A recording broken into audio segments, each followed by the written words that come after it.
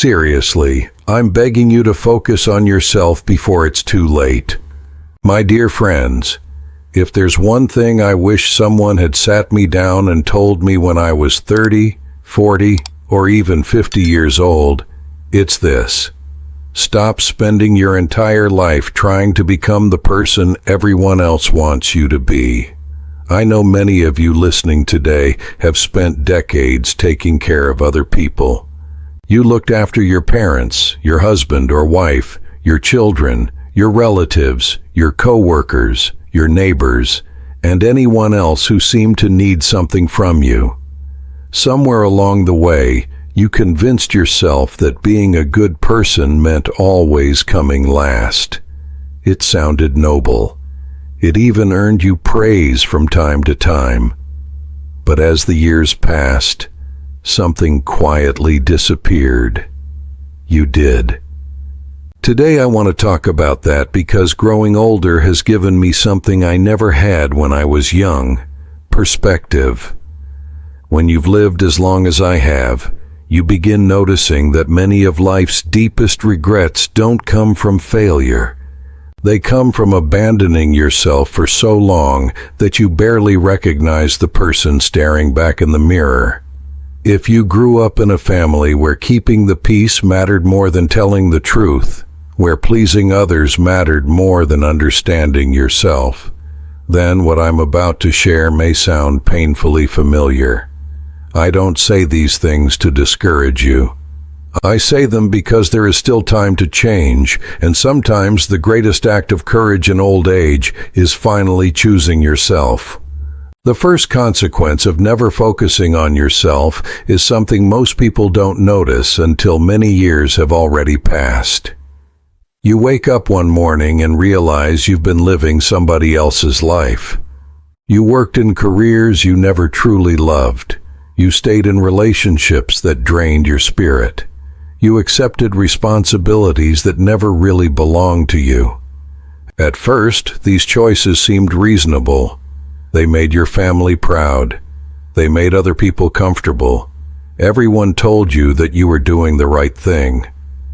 But eventually there comes a quiet afternoon when you ask yourself a question that cuts deeper than any criticism anyone else has ever given you.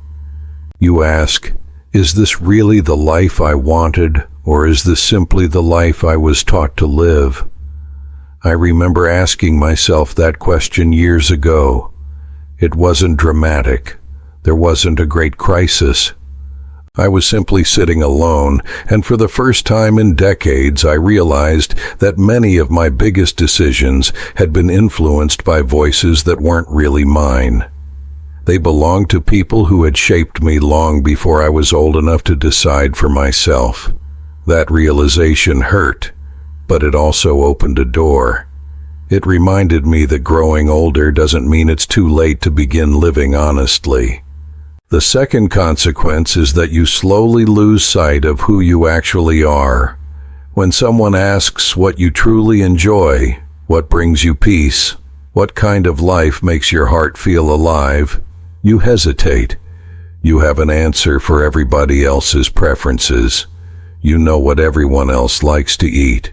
You know everyone else's schedule. You know everyone's favorite vacation spot. But when the conversation turns toward you, your mind becomes strangely quiet. For many years, I thought that was simply part of having a generous personality. Now I see something very different.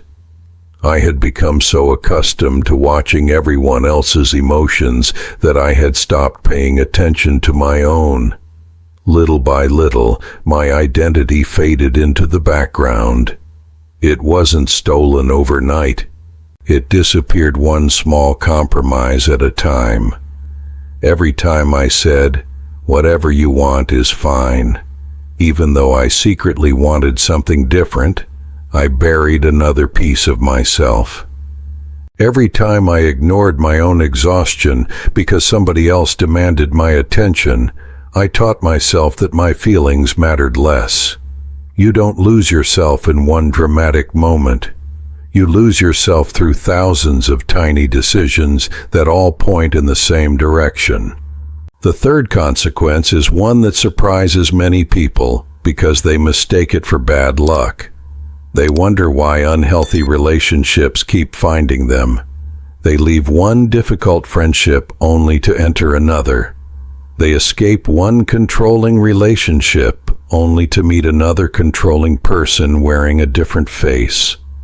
I used to believe I was simply attracting the wrong people. Looking back, I don't think that was the whole story. Familiarity has incredible power. If confusion, criticism, walking on eggshells, and constantly proving your worth felt normal when you were young, then calmness may actually feel uncomfortable later in life. A peaceful relationship can seem unfamiliar. Genuine kindness can make you suspicious because part of you expects every act of generosity to come with hidden strings attached. It takes time to retrain your heart to recognize that healthy love feels different. It doesn't constantly test you. It doesn't require endless sacrifice before offering basic respect. Once I understood that, I stopped asking why the same kinds of people kept entering my life. Instead, I started asking why the same old version of me kept welcoming them in. Now let me share the fourth consequence, because this one quietly steals years from people without them even noticing. You spend your whole life chasing approval that never lasts. Someone compliments you, and for a few hours you feel wonderful. Then the feeling disappears, and you're looking for the next compliment.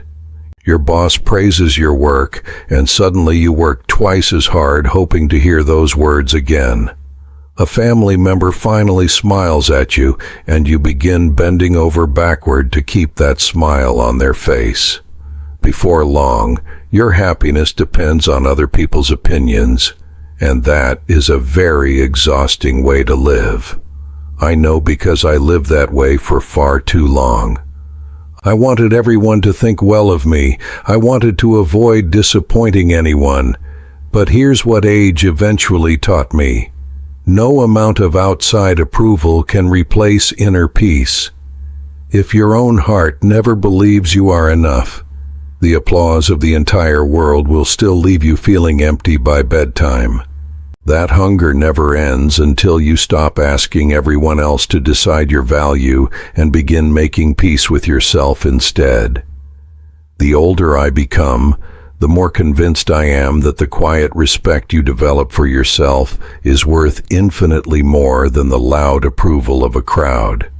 The fifth consequence is one that many older people carry without realizing it.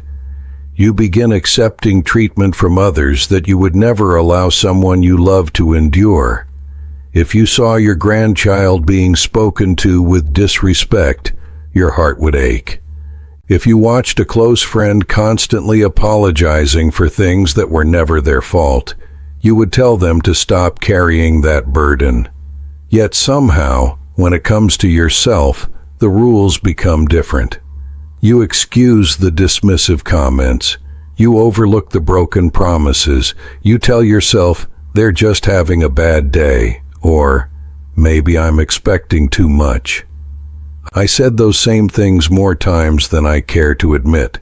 Looking back, I realize I wasn't protecting the relationship. I was sacrificing myself to preserve it. That's a dangerous habit because every time you ignore your own boundaries, you quietly teach people that your comfort matters less than theirs. Years pass, and you wonder why you're exhausted. It's because you've spent decades guarding everyone else's well-being while leaving your own front door wide open. One of the greatest lessons old age has given me is this. Kindness without healthy boundaries eventually turns into quiet resentment. Real love doesn't require you to disappear so someone else can feel comfortable. Now let's move to the sixth consequence.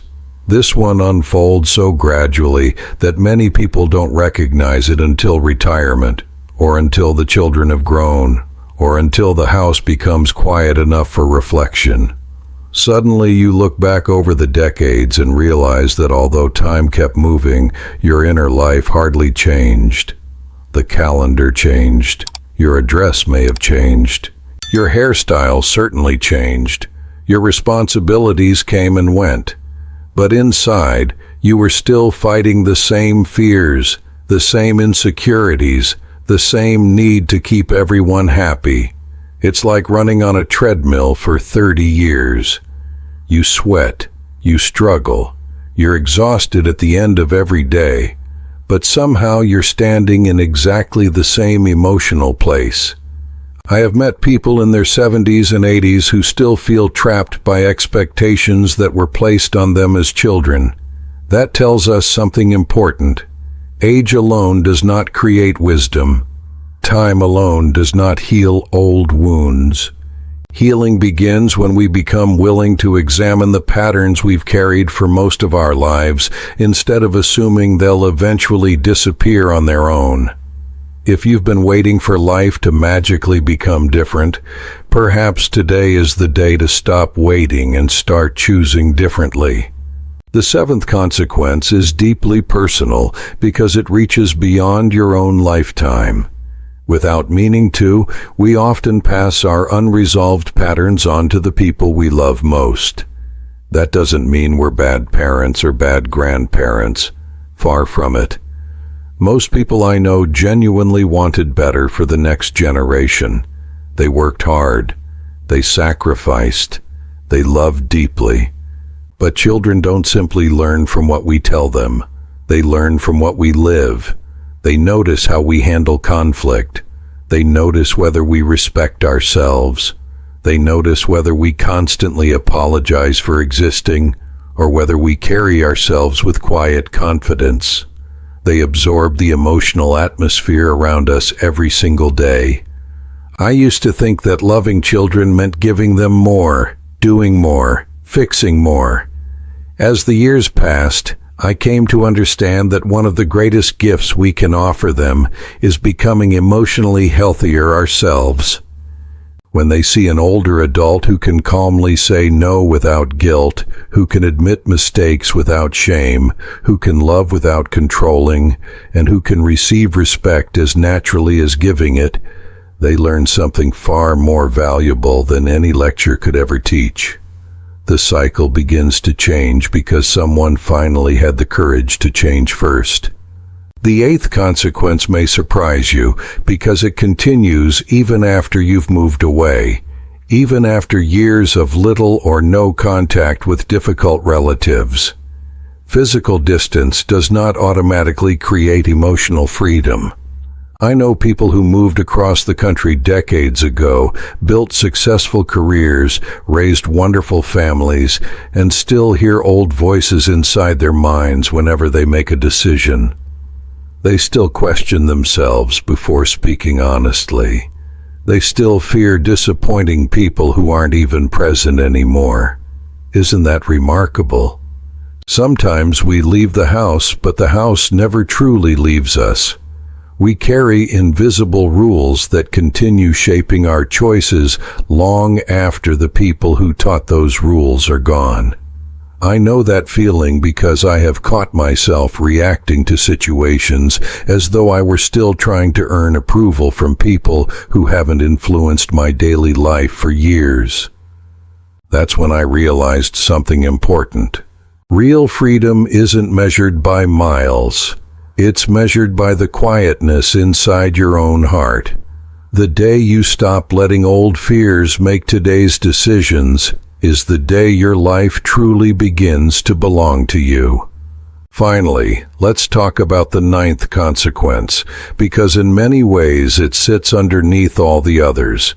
You spend your entire life giving so much of yourself to everyone else that eventually there's very little left for you. At first, people admire your generosity. They describe you as dependable, selfless, always available. Those sound like beautiful compliments, don't they? Yet behind those compliments often hides a weary soul who hasn't rested emotionally in years. You become everyone's helper, but rarely your own. You know how to encourage other people through difficult seasons, but you don't know how to sit quietly with your own heart and ask what it truly needs. The tragedy isn't simply that you become tired. The tragedy is that you become disconnected from yourself without even noticing it. There comes a point where you're pouring from an empty cup, hoping somehow it will never run dry. But life doesn't work that way. We cannot endlessly give away peace we don't possess, strength we haven't renewed, or compassion we've never shown ourselves. The older I become, the more convinced I am that taking care of yourself is not selfish. It's responsible. It's how you remain capable of loving others without losing yourself in the process. So, if you've listened this far, I hope you'll carry one simple thought with you after this video ends. No matter how many birthdays you've celebrated, no matter how many mistakes you believe you've made, no matter how many years you've spent putting yourself at the bottom of the list, today is still a good day to begin living differently. You don't have to become someone new. In many ways, the journey is the opposite. It's about returning to the person you were always meant to be before fear, obligation, guilt, and endless people-pleasing convinced you otherwise. Start with one honest decision, one healthy boundary, one quiet moment where you ask yourself what you truly need instead of immediately thinking about everyone else. Small steps may not look impressive at first, but over time they build a life that finally feels like your own. And believe me, after living a long life, I can tell you there is no greater peace than ending your days knowing you lived with honesty instead of merely living to satisfy other people's expectations. Thank you, my dear friends, for spending this time with me today. Your presence means more than you know, and I never take it for granted. I truly hope something we shared today stays with you long after this conversation is over. Please take gentle care of yourself, be patient with your own journey, and remember that it's never too late to choose a life that feels true to who you are. Until we meet again, I wish you good health, steady hearts, peaceful days, and many quiet moments of genuine happiness. Thank you for watching, and I'll see you again very soon. Take good care of yourselves. Goodbye for now.